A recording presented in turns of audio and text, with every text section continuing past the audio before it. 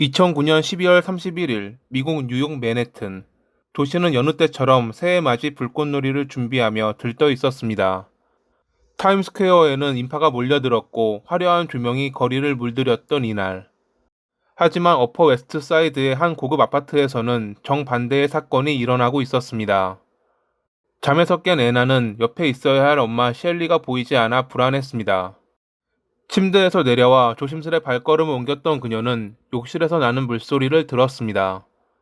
그리고 문틈 사이로 고개를 숙인 채 욕조에 들어가 있는 엄마의 모습이 보였죠. 엄마가 욕실에 있다는 것을 확인한 그녀는 안도 안 듯 다시 침대로 돌아갔습니다. 하지만 몇 시간 뒤 같은 장면을 다시 확인했을 때 그 순간은 그녀의 삶 전체를 뒤흔들어 놓았습니다. 엄마는 여전히 아무런 미동도 없었고 욕조 안의 물은 선명한 붉은 빛으로 물들어 있었거든요.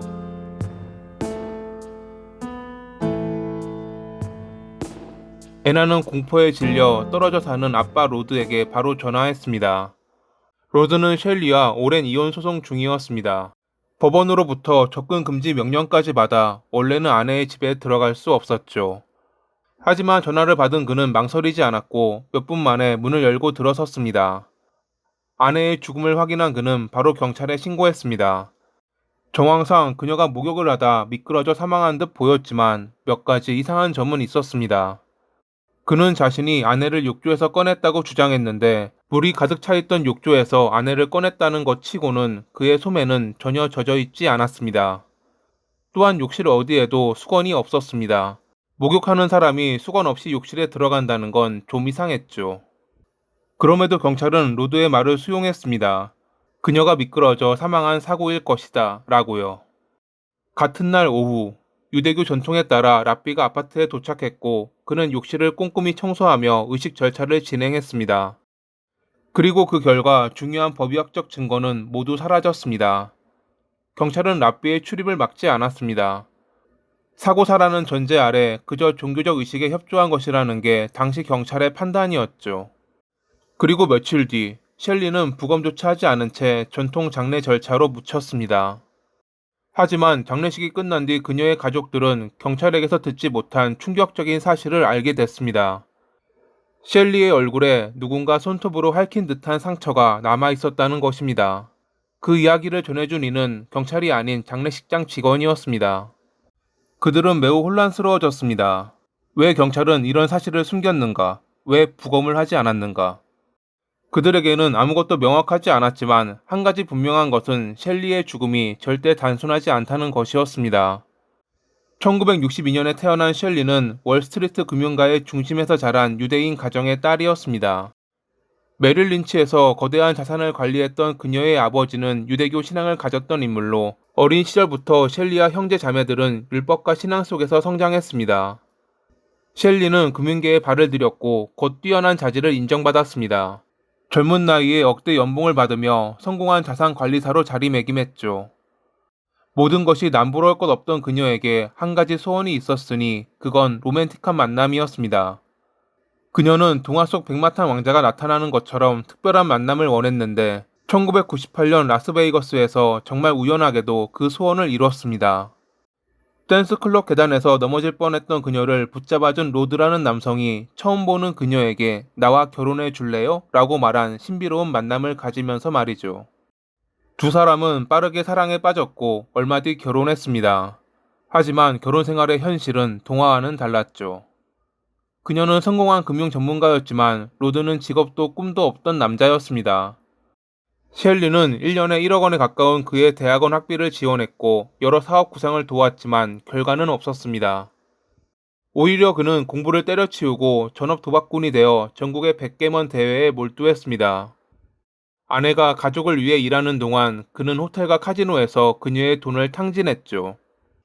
아내에게 절을 해도 모자랄 텐데 그는 그게 당연하다는 듯 아무런 거리낌도 없어 보였습니다. 거기다 그는 아내의 외모와 나이를 비난하기 시작했고 화가 나면 주먹을 휘두르기도 했습니다. 둘 사이에서 아이들이 태어났음에도 여전히 그는 개차반 같은 삶을 살았죠. 변하지 않는 남편, 툭하면 날아오는 주먹. 결국 2009년에 셸리는 이혼을 결심했습니다. 그의 폭력성 때문에 접근 금지 명령까지 받아내며 거리를 두었지만 로드는 건너편 아파트를 얻어 여전히 그녀의 곁을 맴돌았습니다. 아마 그는 그녀의 돈과 헤어지고 싶지 않았을 것입니다. 이혼 과정에서 셸리는 이상한 점을 느끼기 시작했습니다. 자신의 법률 전략, 비밀 대화가 이상하리 많지 로드에게 알려져 있던 것이죠. 확인 결과 그가 그녀의 컴퓨터를 해킹했던 것이 드러났습니다. 심지어 그는 친구들에게 집안 곳곳에 카메라를 설치했다라고 자랑하기도 했습니다. 셸리는 여전히 그가 나를 지켜보고 있다라는 불안에 시달렸습니다. 로드는 이혼 재판에서 상황을 역전시키기 위해 그녀가 아이들을 괴롭혔다고 주장했습니다. 하지만 아이들에게 거짓말을 하라고 강요했던 것이 드러나며 이 일로 그는 아이들과의 접촉마저 제한받았습니다. 이러한 상황에서 셸리는 자신의 집 욕실에서 사망한 채 발견됐고 로드와 어린 애나의 증언으로 경찰은 그녀가 욕조에서 미끄러져 사망한 사고사로 처리했습니다. 하지만 그녀의 얼굴에 긁힌 자국을 증거로 가족들은 의문을 제기했고 부검 결과 그녀의 설골이 부러져 있다는 것이 드러났습니다. 설골은 일반적인 미끄러짐으로 부러질 확률이 극히 드물다고 합니다. 설골 골절의 흔한 원인은 교살 과정이나 압박 혹은 목을 직접적으로 강하게 치는 경우고요. 즉 누군가의 손에 의해 목이 졸렸을 가능성이 높다는 것을 의미했죠.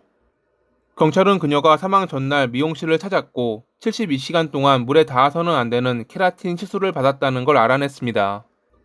그런 그녀가 물이 담긴 욕조에서 머리에 아무것도 두르지 않은 상태로 사망한 채 발견됐다는 건 정말 말이 안 되는 이야기였습니다. 거기다 그녀는 다음날 변호사와 만나 로드를 완전히 배제하는 유언장을 수정할 예정이었다고 합니다. 검찰은 셸리를 도청하던 그가 그날 밤을 마지막 기회로 판단해 그녀를 살해했을 것이라 판단했습니다. 하지만 현장은 이미 정리됐기에 증거 부족으로 당장 기소할 수는 없었습니다. 이후 몇 년 동안 로드는 아이들의 신탁 자금을 빼돌리며 생활했습니다.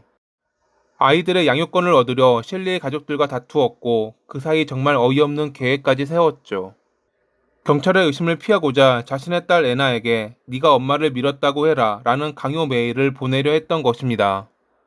이는 당시 그의 연인이었던 데브라가 그의 메일 보관함에서 찾아낸 증거였고 그녀는 이를 경찰에 신고하며 인간의 탈을 쓴 악마의 가면을 벗기는 데 성공했습니다.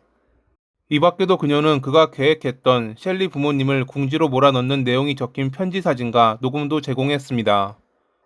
할아버지가 너를 성적으로 괴롭혔다고 해라. 어린 나이에 결혼할 수 있는 다른 나라로 가 너가 결혼하면 내가 양육권을 얻을 수 있다. 정말 악마도 혀를 찰 듯한 이야기였죠. 2015년 로드는 살인 혐의로 체포됐고 얼마 뒤 재판이 열렸습니다. 법정에서 애나는 아버지를 지지하는 편지를 읽었습니다. 그러나 사람들의 눈에는 그것마저 로드의 조작으로 보였죠. 여전히 결정적 증거, 물증은 없었지만 모든 정황 증거가 그가 범인이라는 것을 가리키고 있었습니다. 목 졸린 부상, 딸의 증언, 해킹 기록, 재산 동기, 그리고 데브라가 제공한 증거. 2019년 배심원단은 이급 살인죄에 대해 유죄를 판결했고 재판부는 그에게 25년 뒤 가석방 가능한 무기징역을 선고했습니다. 사고라는 이름으로 덮일 뻔했던 죽음. 그러나 가족의 의심과 집요한 추적 끝에 진실이 드러난 사건. 다른 이들을 불행하게 만드는 모든 나쁜 사람들이 언젠가는 사라지는 날이 오길 바라며 이만 마칩니다. 오늘도 시청해주셔서 감사합니다.